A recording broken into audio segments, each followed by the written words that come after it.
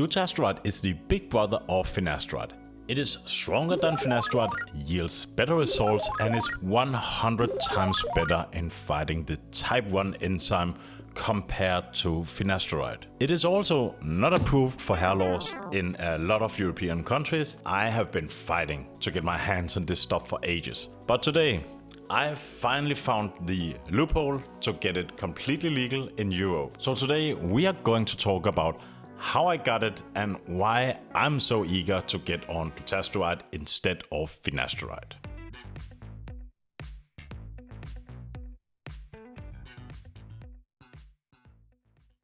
If you are suffering from hair loss and actually doing something about it, then you should already know about DHT and the problems that it is causing men who is struggling with androgenic alopecia.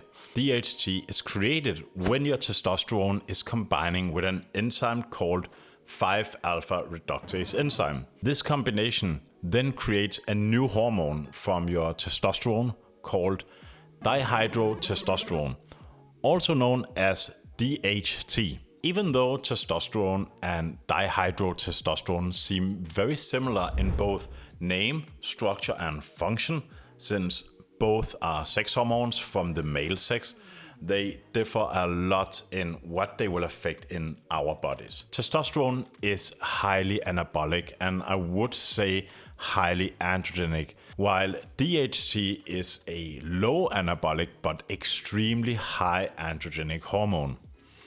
So what does this actually mean? It means that testosterone can help us develop masculine traits and muscle mass, but DHT is extremely good at the masculine traits and actually pretty bad at muscle building. And if you haven't figured out yet, balding is a masculine trait that over 80% of all men experience to different degrees. It's just a part of having male hormones, just like being stronger and more muscularized. Now, that said, it is a simplified version of the whole story, since I don't expect that you want the full lecture on this stuff. Also, what I said about DHT being a male sex hormone, just quickly note this. It is also present in females, but in a very limited extent. Females can also suffer from androgenic alopecia and benefit from the same treatments as men. It is just a much rarer incidence, hence the name androgenic alopecia, which means male gender hair loss. If you did not comprehend any of what I just said, just remember this. Testosterone is good for muscles, but when it turns into DHT, it only kills your hair. To keep this process of testosterone turning into DHT, we have two really good options at hand. Both of them work in the same way. They remove the enzyme that is responsible for converting testosterone into DHT, the 5-alpha reductase enzyme. That way, we don't convert testosterone into DHT, leaving more testosterone to build muscle and also inhibiting the production of the hormone that is responsible for your hair loss. The two options you have for this is Finasteride, which is at this point the only FDA approved hair loss medication that actually tackles the issue of DHT. And then we have Dutasteride, the stronger version of Finasteride that is not yet approved by the FDA.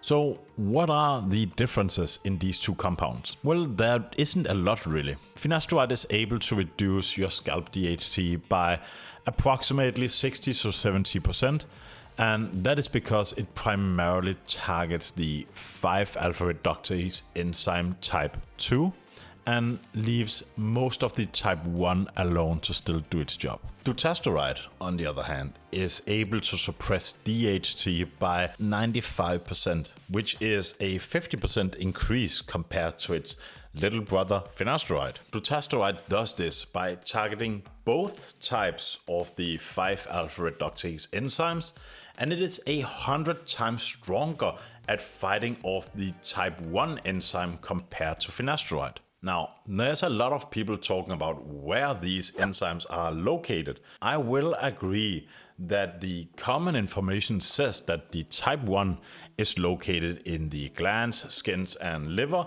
while type 2 is mostly in the hair follicles. But that is predominantly. So the type 1 can be found around the hair, as well as the type 2 can be found in the skin.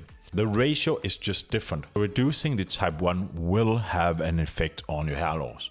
But don't just take my word for it. Georgetown Medical Review published a study named Finasteride and Dutasteride for the treatment of male androgenic alopecia, a review of efficacy and reproductive adverse effects.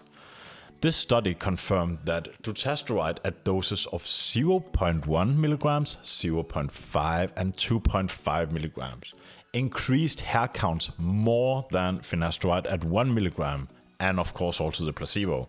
The highest dose of Dutasteride was of course the most effective in promoting hair growth.